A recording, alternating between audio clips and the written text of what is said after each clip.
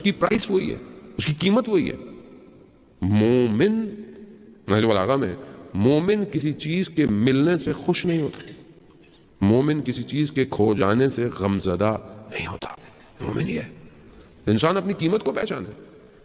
میں اگر میٹلسٹک چیز میری زندگی کا پیشن ہے تو اس کا مطلب میری پرائس یہی ہے، جس چیز کے پیچھے بھاگ رہا ہوں، جس چیز کے پیچھے سوچ رہا ہوں، جس چیز کے پیچھے میں اپنے آپ کو بنا رہا ہوں، یہی میری پرائس ہے۔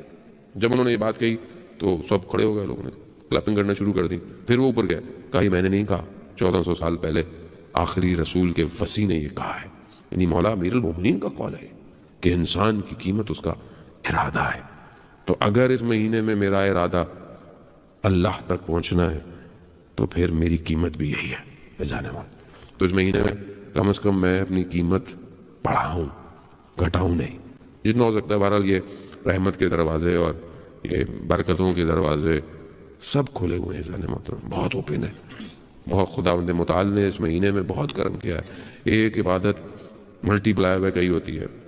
ایک آدھے کھجور سے کسی کو افطار کرا دینا جہنم کی آتش کو ٹھنڈا کر دیتا ہے۔ آدھا کھجور کہاں ملے گی آپ کو؟ دنیا کی فائر بریگیڈ ایک بلڈنگ کو بجانے کے لیے کتنی مشکل ہوتی ہے، جہنم کی فائر از ویری ڈفرینٹ۔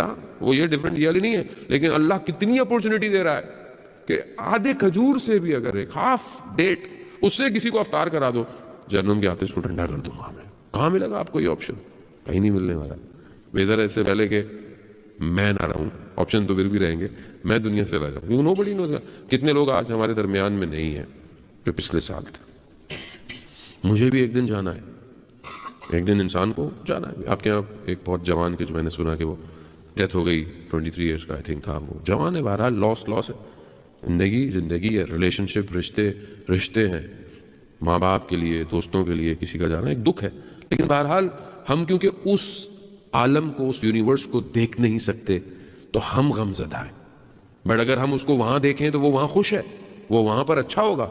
بہرحال جوانی کے اندر کتنے انسان نے غلطیاں کی، بڑا انسان پاک صاف ہی ہوتا ہے، اور حادثاتی موت بھی بہرحال ایک طرح کی انسان کے لیے مغفرت کا باعث بھی بنتی ہے۔ لیکن وہ اس عالم کے اندر تو خوش ہوگا کہ میں بہت جلدی اس دنیا کے جمیلوں سے آزاد ہو گیا، بٹ ہم اس کو نہیں دیکھ رہے، وہ وہاں پر ہے، ہم کسی اور طریقے سے دنیا کو دیکھتے ہیں۔ تو یہ بہت امپورٹنٹ ہے، ہم سب کو جانا ہے، آج یا کل۔ بہتر یہ ہے کہ انسان اس کی بارگاہ میں گیا کیسے، اگر یہ انسان سوچ لے تو انسان واقعاً۔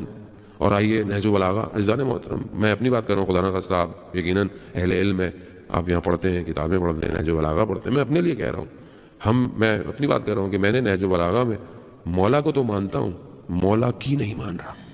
نہج البلاغہ میں خطبہ متقین میں امام علی علیہ السلام کیا فرماتے ہیں کہ اگر متقی کو یہ یقین نہ ہوتا، یعنی یہ اس کا ایمان نہ ہوتا کہ اس کی ایک دن موت کا مقرر ہے، یعنی ایک دن اس کا ڈیفائنڈ ہے، اگر یہ اس کو یقین نہ ہوتا، اس کا ایمان نہ ہوتا، تو ایک لمحے کے لیے اس کی روح اس کے بدن میں نہ ٹھہرتی، پرواز کر جاتی۔